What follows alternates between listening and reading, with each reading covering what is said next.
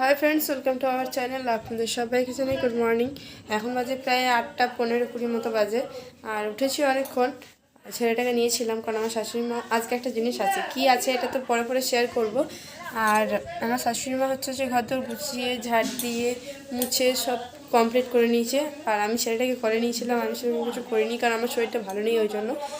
তো ওই জন্য আমার শাশুড়ি মা সব আগিয়ে নিয়েছে, গুছিয়ে নিয়েছে।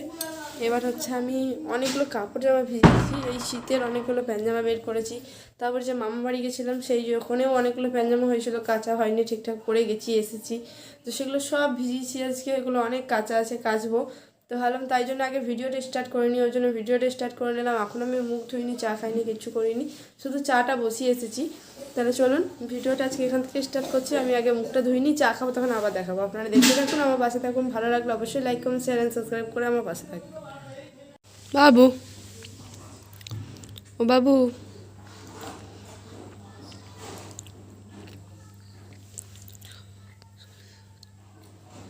বসার স্টাইল দেখুন কীরকম।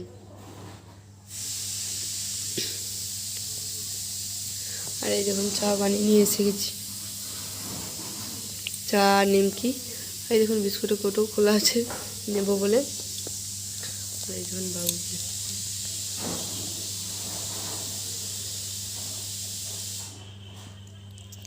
তাহলে চলুন আমি চাটা খাই, আপনারা দেখতে থাকুন। তো আমার চা এখনো একটু আছে, খাওয়া হয়নি।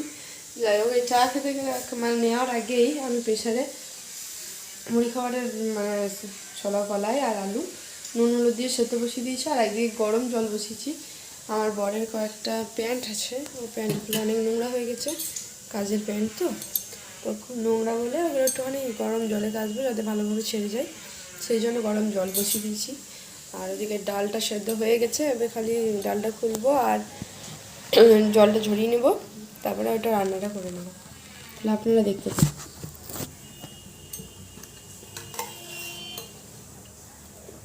তো এই দেখুন আমার ডাল হয়ে গেছে, ছোলার ডাল মুড়ি খাওয়ার জন্য।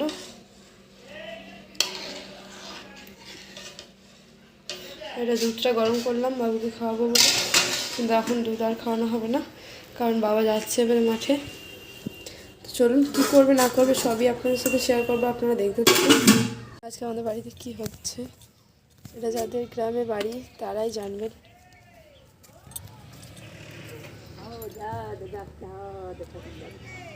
তো বাবা চলে গেছে মাঠে, বাবা আসুক তখন আবার আপনাদের দেখাবো, আপনারা দেখতে থাকুন।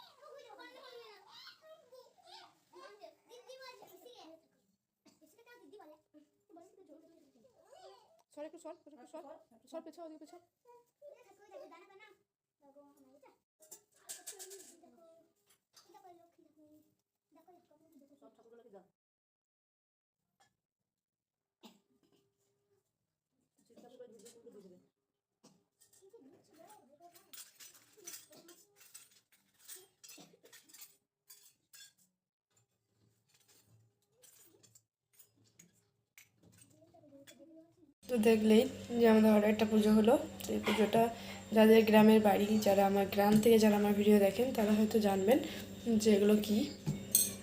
আর টাউনে অনেকে জানে না, যেমন আমি জানতাম না, আমি এখানে এসেই জানলাম।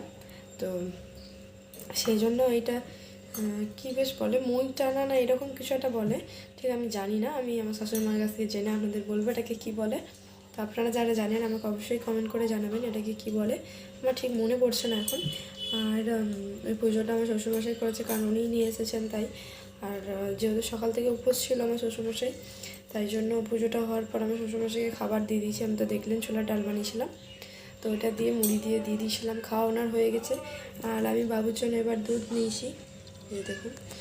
তো এই দুধটাই বাবুকে খাওয়াবো ভাবলাম। তার আগে দেখতে পাচ্ছেন মুড়ি নিয়ে নিয়েছি, আর অনেকগুলো কাপড় আছে। বাবুকে এক্ষুনি ঘুম পাড়ালাম, তাই তাড়াতাড়ি মুড়িটা খেয়ে নিয়ে কাপড় কাচবো। দেখতে পাচ্ছেন মুড়ি খাচ্ছি, তাই চলুন আমি খেয়ে নিই, আর দেখাচ্ছি না, একবারই কাপড় কাছে নিই, তারপর আবার আসছি। দেখুন এখনও কতগুলো কাঁচা আছে,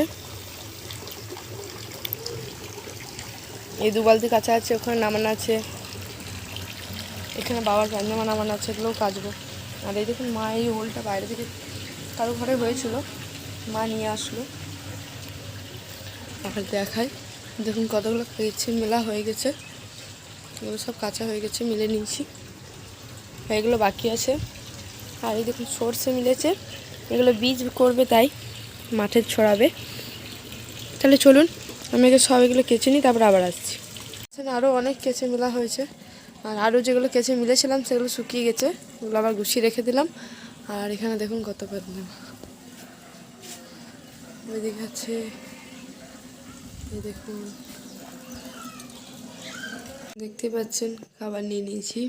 খাবার আজকে কি হয়েছে দেখাই। এটা হচ্ছে পটল দিয়ে আলু দিয়ে ভাজা, এটা পটল। আর ডিমের টমেটো পেঁয়াজ দিয়ে বানানো হয়েছে। আর বড়ি সানা করেছিল, আমার জন্য ভাজা রেখেছে, সানা খাবো না তাই। আর এটা ডাল। এই হয়েছে আজকে রান্না। তো চলুন খাবারটা খেয়ে নিই, তারপরে আবার আসছি, কারণ বাবুর অনেক ঘুম পেয়ে গেছে, ওই জন্য কাঁদছে ঘুমাবে বলে। তা বাবা কোনোরকম বুঝিয়ে বাড়িয়ে বাবার কাছে এখন আছে, আমাকে তাড়াতাড়ি খেয়ে ওকে ঘুম পাড়াতে হবে। তাই আর ভিডিওটা বেশি বড় করলাম না, এখানেই আবার পরে আবার আসছি। তো দেখুন এখানে সর তুলে রেখেছিলাম, আর আজকে ওটা ঘি বানাচ্ছি। দেখতে পাচ্ছেন সাইডে ঘি দেওয়া বেরিয়ে গিয়ে হয়ে গেছে, দুধের সাথে ঘি বেরোতে লেগে গেছে। এখনও অনেকক্ষণ টাইম লাগবে, সবে এই তো হয়তো 5 মিনিট হবে এই সবে। চলুন পুরো ঘিটা বানিয়ে নিই, তারপর আবার দেখাচ্ছি।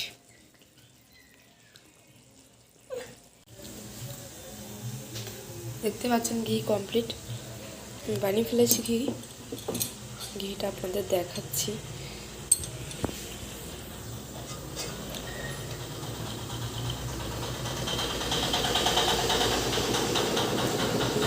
এখানেই ভালো দেখতে পাবেন।